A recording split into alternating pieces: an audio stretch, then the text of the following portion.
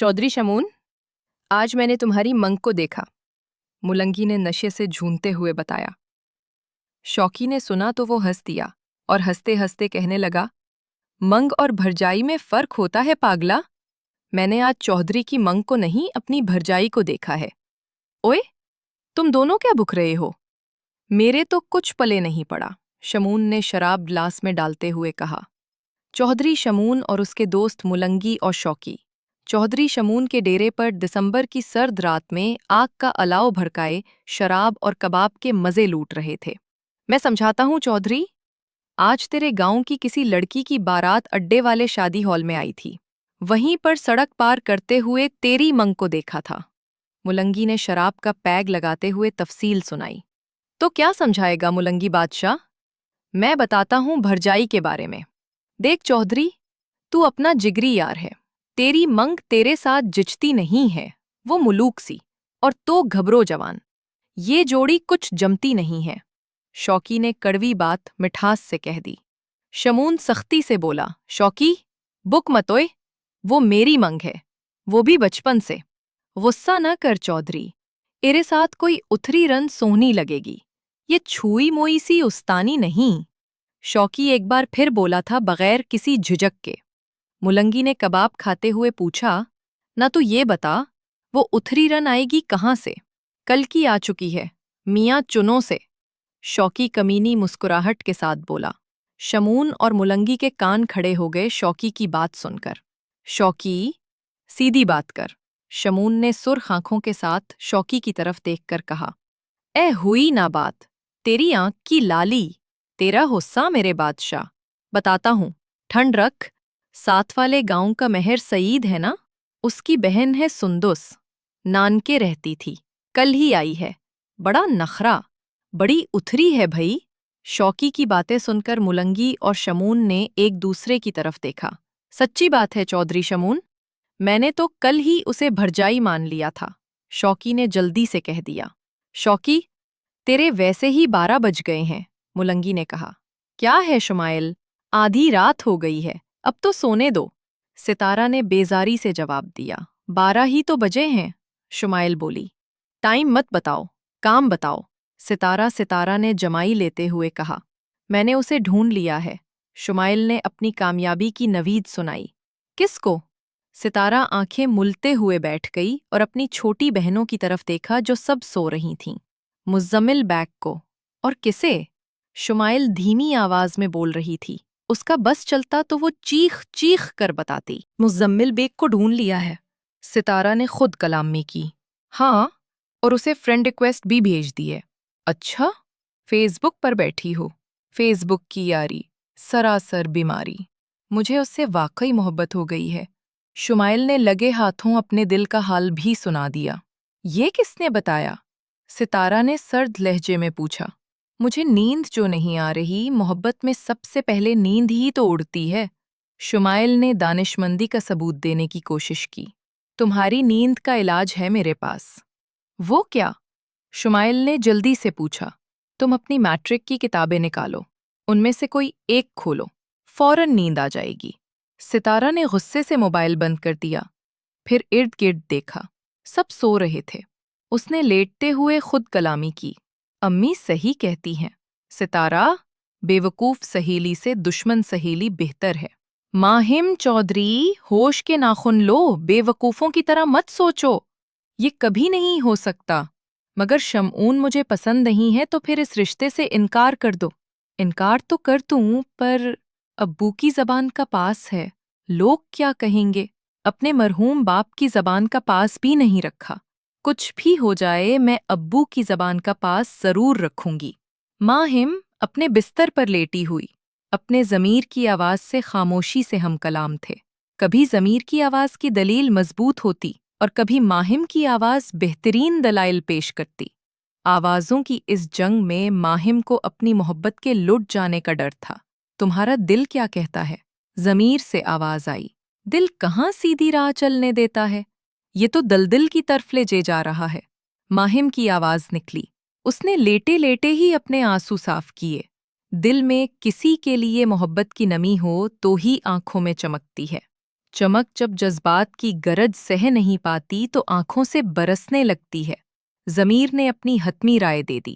ماہم نے ضمیر کی بات سن کر غصے سے لحاف ہٹایا اور اپنے کمرے کی کھڑکی کھولی اور مسجد کے زینے دیکھنے لگی۔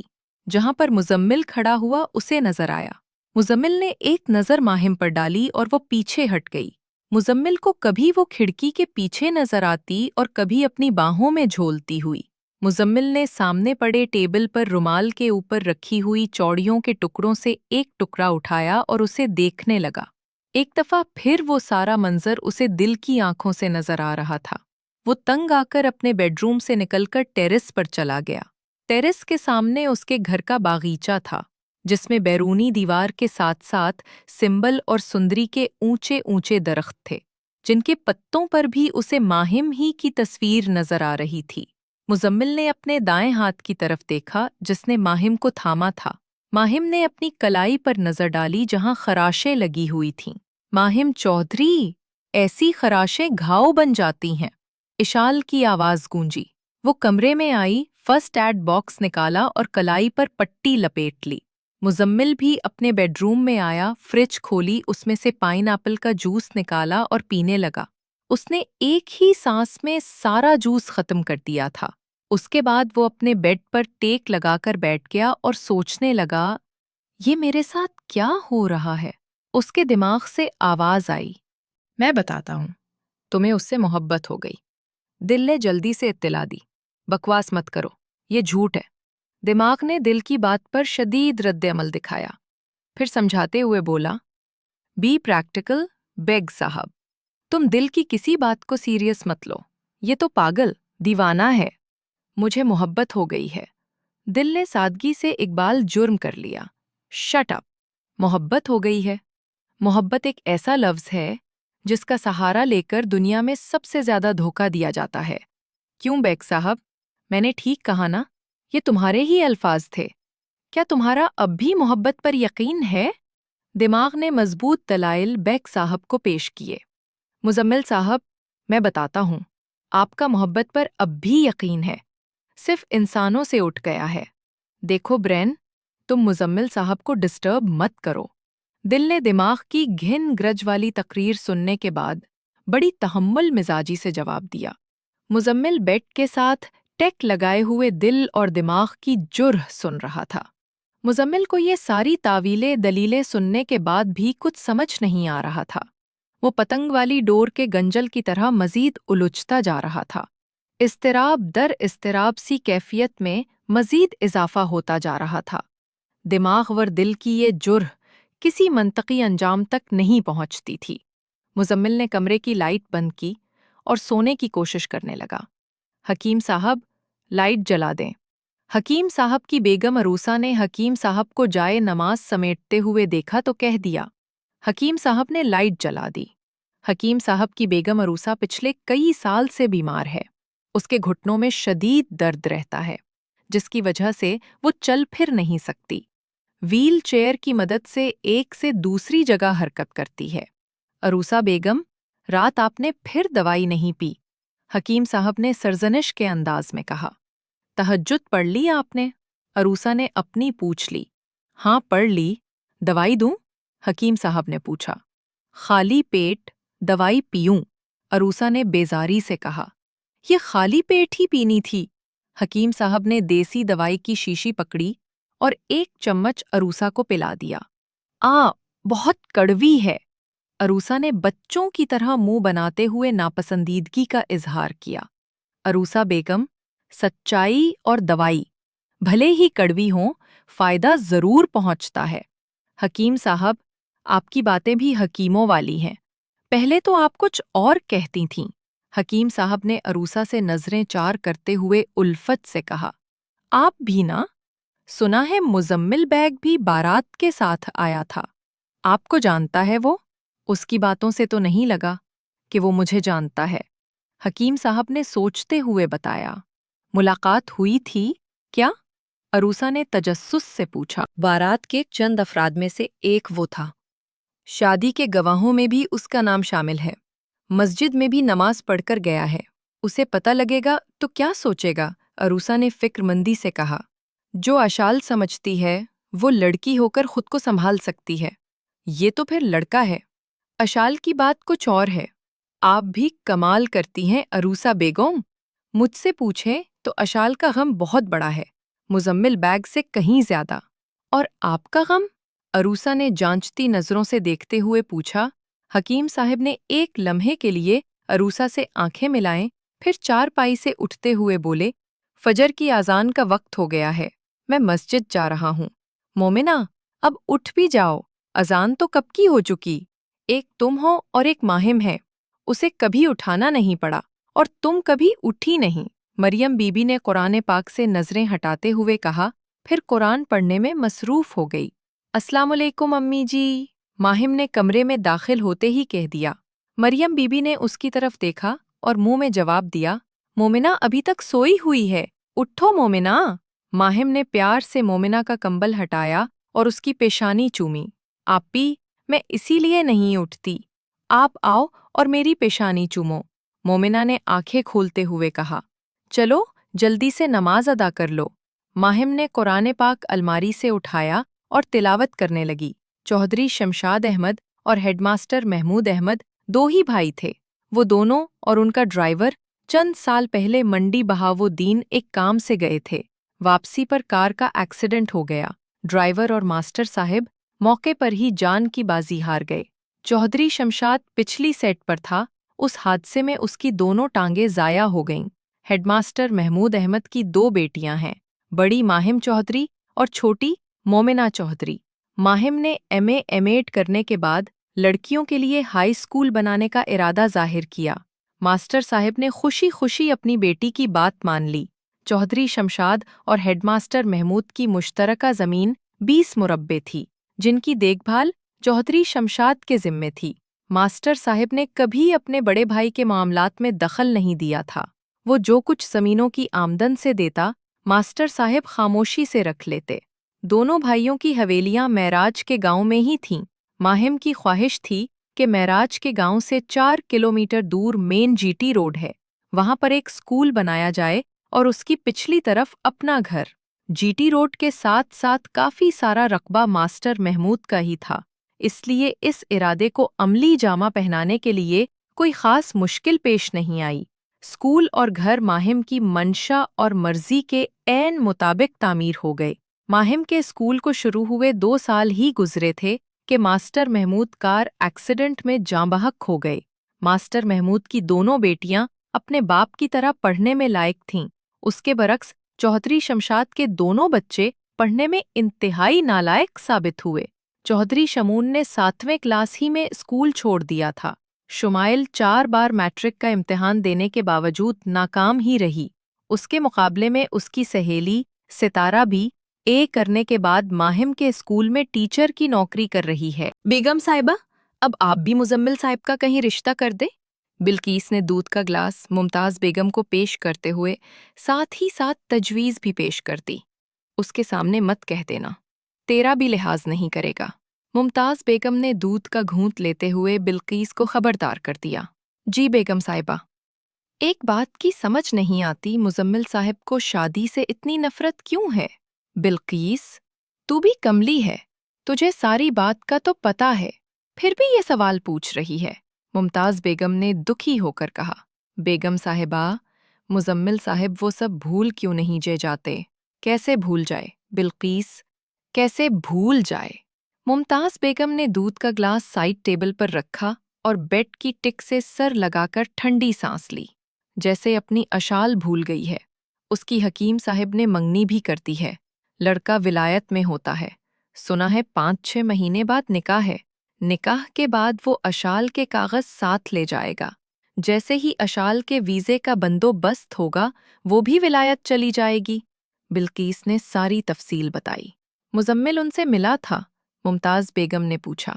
बाज़िला को जी सही पता है, मैं तो औरतों ही की तरफ रही थी। हाँ, याद आया, निकाह तो अपने हकीम साहब ही ने पढ़वाया था। हकीम साहब से तो मिला है। आकिल और अशाल के बारे में जानता है?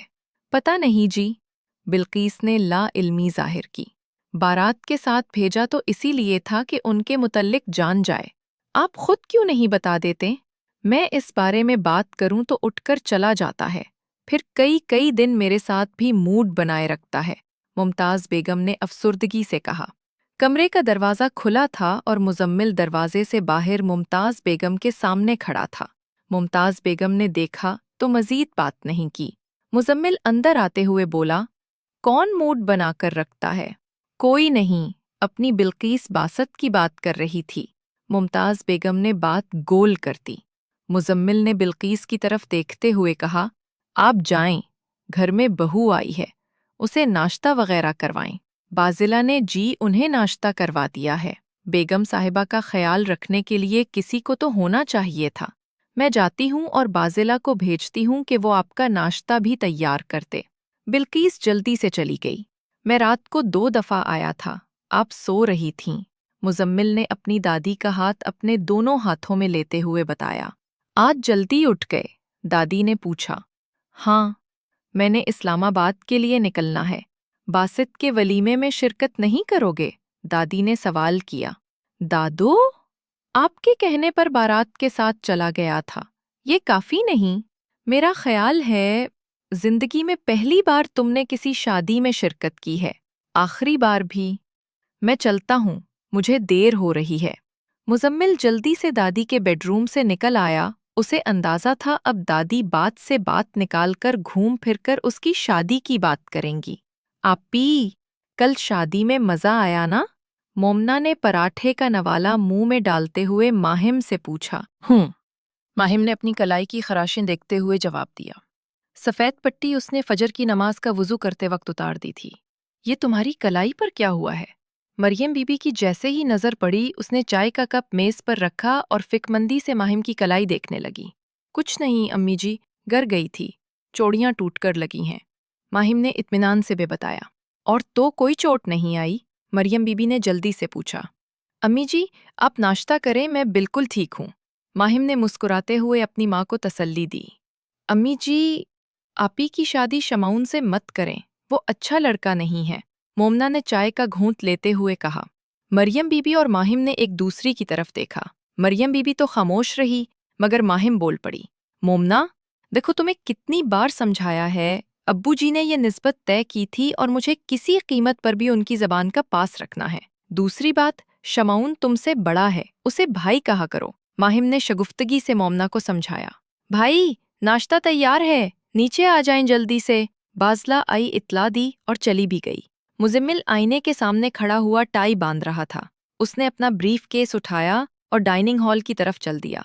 मुमताज़ बेगम नाश्ते की मेज़ पर उसका इंतज़ार कर रही थीं। दादो, मुजम्मिल ने झुकते हुए अपनी दादी के गाल से बोसा लिया और अपनी कुर्सी पर बैठ गया। दादो, शुरू करें ना? मुजम्मिल ने नाश्ता शुरू करने से पहले अपनी दादी को दावत दी, फिर नाश्ते में मसरूफ़ हो गया। दादी गौर से उसे देख रही थीं। सफ़र पर जा रहे हो, गुस्सा भी नहीं करोगे और अपना मूड भी ठीक रखोगे? मुजम्मिल ने नाश्ते से तवज्जो अपनी दादी की तरफ मबसूल की। शादी कर लो, दादी ने रुंधी हुई आवाज़ के साथ कहा और काफ़ी देर मुजम्मिल को चश्मे उल्फत से देखा। मुजम्मिल खामोश रहा। उसने अपना नाश्ता मुकम्मल किया, दादी का बोसा लिया और पूर्च की तरफ चला गया। वहाँ उसने अपनी गाड़ी पर नज़र डाली। सफ़ेद मर्सिडीज़ अब भी बनाव सिंघार के साथ ही खड़ी थी। उसकी चाबी उसके हाथ में थी, जबकि ब्लैक टाइव्यूटा वैगो सादगी से वो किचन की तरफ चल दिया। बाज़ला, क्या हनीफ गाड़ी की चाबी दे गया है? मुजम्मिल ने किचन में बर्तन धोती हुई बाज़ला से पूछा। जी भाई, मैं अभी लेकर आई। बाज़ला जल्दी से गाड़ी की चाबी लेकर आ गई। ये ले भाई, बाज़ला ने गाड़ी की चाबी देते हुए कहा। बाज़ला, हनीफ आए तो उससे गाड़ी साफ करवा लेना, मुजम्मिल ने मर्सिडीज़ की चाबी बाज़ला को देते हुए कहा। हनीफ आपके साथ नहीं जा रहा? बाज़ला फिक्रमंदी से बोली। नहीं, मुजम्मिल ने मुख्तसर सा जवाब दिया और पोर्च की तरफ चल पड़ा। बाज़ला भी उसके पीछे पीछे चल पड़ी। बाज़ला चलते चलते बोली, भाई, इतना लंबा सफ़र आप खुद ड्राइव करेंगे? कल भी तो की थी। कल तो हम गुजरावाला सा से थोड़ा सा आगे ही गए थे। आज तो आप इस्लामाबाद जा रही हैं। हनीफ तो तुम लोगों के साथ होगा। वो तो ठीक है, आप फैक्ट्री से कोई दूसरा ड्राइवर अपने साथ ले जाएं। बाज़ला, फिक्र मत करो, मुझे गाड़ी चलाना आती है, मुजम्मिल ने चेहरे पर तबस्सुम लाते हुए बताया। پھر وہ گاڑی لے کر اسلام آباد کے لیے نکل گیا۔ امی جی، کل جو دلہن کی کار ڈرائیو کر رہا تھا، اشال آپی بتا رہی تھی ہمارا ریلیٹو ہے، لندن سے MBA کیا ہے اس نے، مومنہ نے چہتے ہوئے کہا۔ یہ بھی اشال نے ہی بتایا ہوگا، ماہم نے ترش لہجے سے پوچھا، جو کپڑے پریس کر رہی تھی۔ ڈیشنگ، سمارٹ، ڈیسنٹ، شادی تو ایسے بندے سے کرنی چاہیے، مومنہ آنکھوں میں سپنے سجائے بولی۔ یہ کس نے کہا تھا؟ مریم بی بی نے مسکراتے ہوئے پوچھا۔ وہ کپڑوں کو الماری میں ہینگ کر رہی تھی۔ ماہم نے اپنی ماں کی طرف ناراضی سے دیکھا۔ مومنہ، تم جاؤ اور امی جی کے کپڑے لے کر آؤ، وہ بھی پریس کر دوں، بعد میں لائٹ چلی جائے گی، ماہم نے کچھ خفگی سے کہا۔ مومنہ کپڑے لینے چلی گئی۔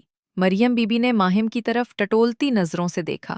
امی جی، آپ بھی نا، وہ ابھی چھوٹی ہے، اس کے سامنے ایسی باتیں مت کیا کریں۔